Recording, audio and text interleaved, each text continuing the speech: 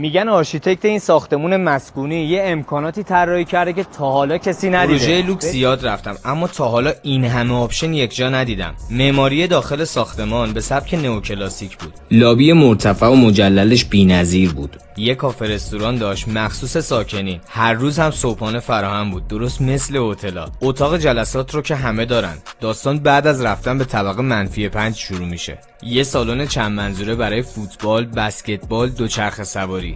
اصلا دلم نمیخواست از گیمینگ رومش بیام بیرون. بیلیارد، شطرنج، تخته، فوتبال دستی، هاکی روی میز و یک سالن بولینگ.